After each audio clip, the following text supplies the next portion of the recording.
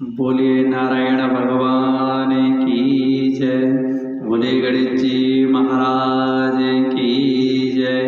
बोले श्री रामचंद्र भगवान की जय। बोलिए तुलसी माता की जय। बोलिए राधा रानी की जय। श्री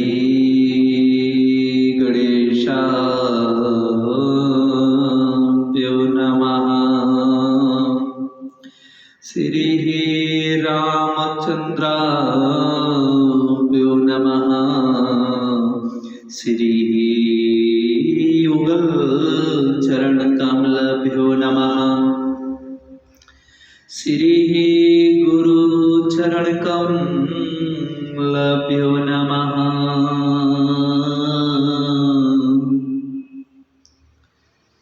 गुरुर्ब्रह्मा गुरुर्विष्णुः गुरुर्देवो महेश्वरा।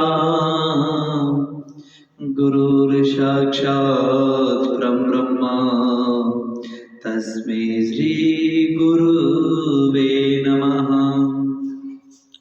मंगलं भगवान् विष्णु मंगलं गरुड़ध्वजा। मंगलं पुंडरीकाक्षाय मंगलाय स्तनोहरिः। बोलिए गुरुदेव भगवान की जय। बोले राधा रानी की जय। बोलिए नारायण भगवान की जय। जय जय श्री राधे जय जय श्री राधे जय जय श्री राधे श्याम। तो आज हम कार्तिक मात्य की कथा की ओर चलते हैं। सोन कार्तिक 88,000 ऋषियों ने श्री सूत जी महाराज से पूछा कि हे प्रभु, हम इतनी कथा सुन चुके हैं, हमने कई सारी कथाएं सुनी, बड़ा आनंद प्राप्त हुआ, हमारा हृदय हमारा भाव एक प्रसन्न हो गया, भगवान की प्रीति हो गया। आपने आज हमको भगवान से मिलन करा दिया। ऋषि मुनि कहने लगे, हे प्रभु, हमने इतनी सारी कथाएं सुनी, बड़ा आनंद आया, आज हमें प्रभु तुलसी माता के विवाह की विधि का वर्णन बतलाइए। हे प्रभु, आज हमें तुलसी माता के विवाह की विधि का वर्णन समझाइए। मुनियों की बात सुनते ही सूत जी महाराज कहने लगे, हे मुनियों, मैं आज तुम्हें माता तुलसी के विवाह की विधि का वर्णन समझाता हूं। जो मनुष्य तुलसी माता का विवाह करते हैं या करवाते हैं, वह बड़े भाग्यशाली होते हैं। जो तुलसी माता का विवाह करते हैं, उनके वैद्य नामक दोष खत्म हो जाते हैं, उनके सारे दोष खत्म हो जाते हैं।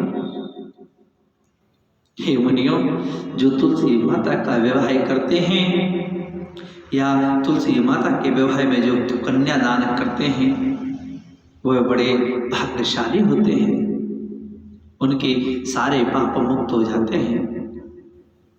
हे मुनियों, जिनके घर पर कन्या ना हो और माता तुलसी को कन्या रूपी मानकर जो कन्यादान करते हैं,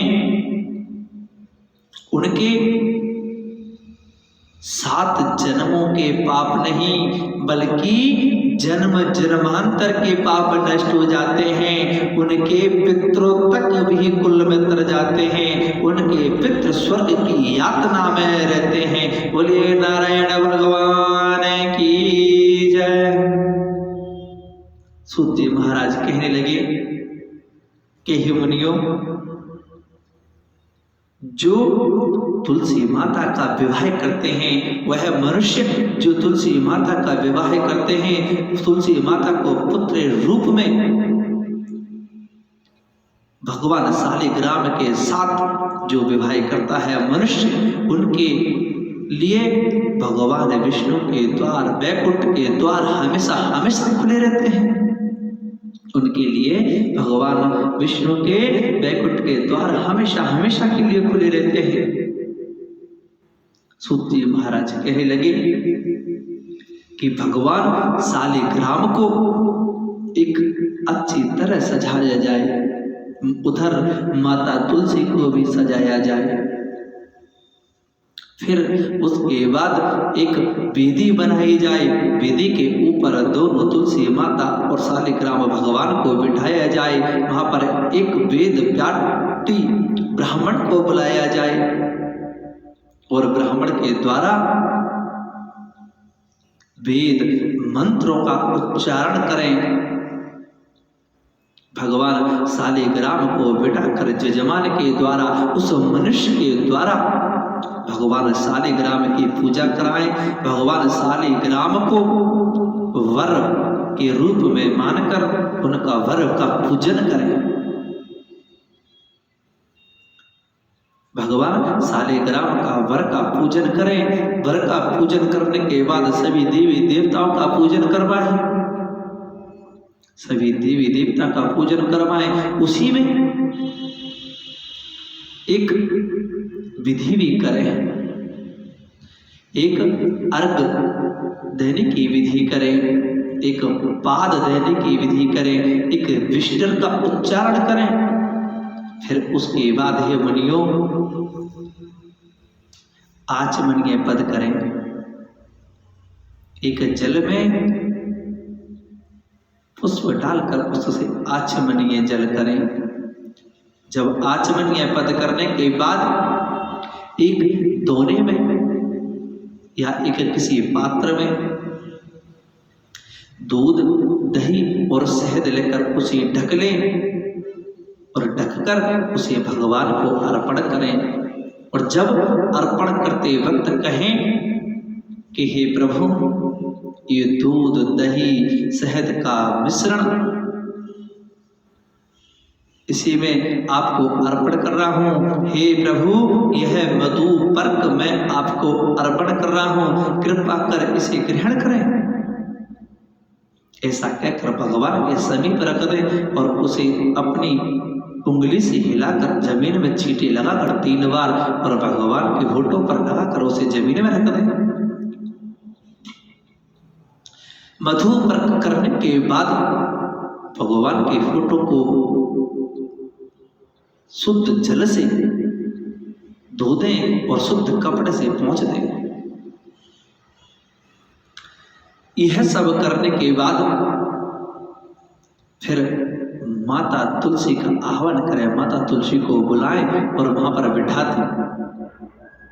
जब माता तुलसी बैठ जाए तो ब्राह्मण के द्वारा दोनों शालिग्राम भगवान से और माता तुलसी से हाथ लगवाकर जजमान के द्वारा या किसी मनुष्य के द्वारा सभी देवी देवताओं का पूजन करें। गणेश भगवान का पूजन करें, सूर्य आदि नवग्रह देव का पूजन करें, षोडश उपचार करें। सारी विधि विधान करने के बाद, सभी देवी देवताओं का पूजन करने के बाद एक संकल्प करें और संकल्प करें। जब संकल्प में कहें कि हे प्रभु, यह तुम्हारी प्रिय तुलसी, हम आपको आपकी ही तुलसी ये ग्रहण कर रहे हैं, अर्पण कर रहे हैं, प्रभु इसे ग्रहण करें।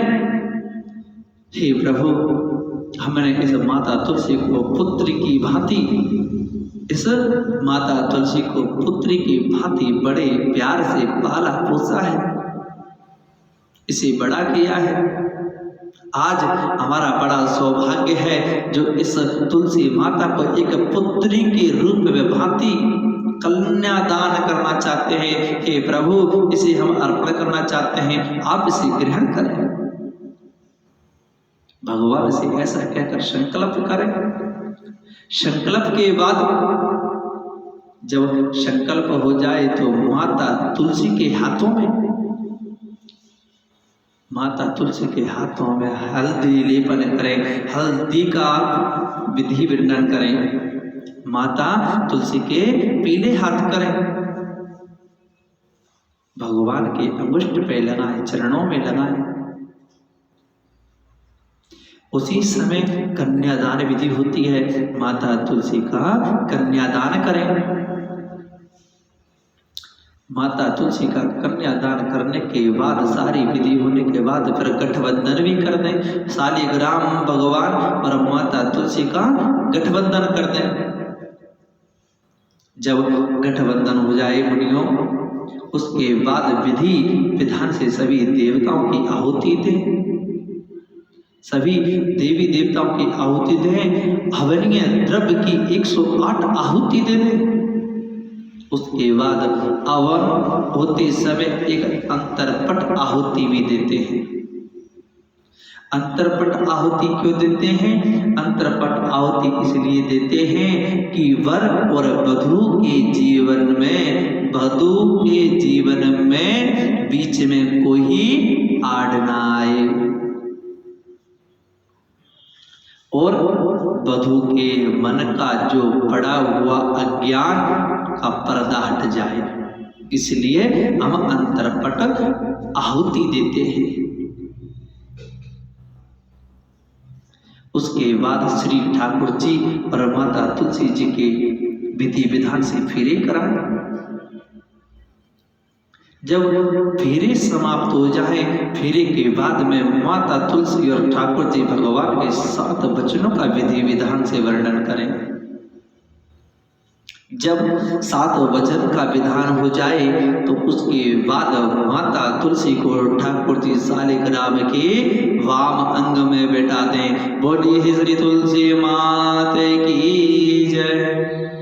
हे मुनियों, जब माता तुलसी के 7 वचन 7 फेरे हो जाए तो माता तुलसी को भगवान शालिग्राम के वाई अंग में बैठा दें।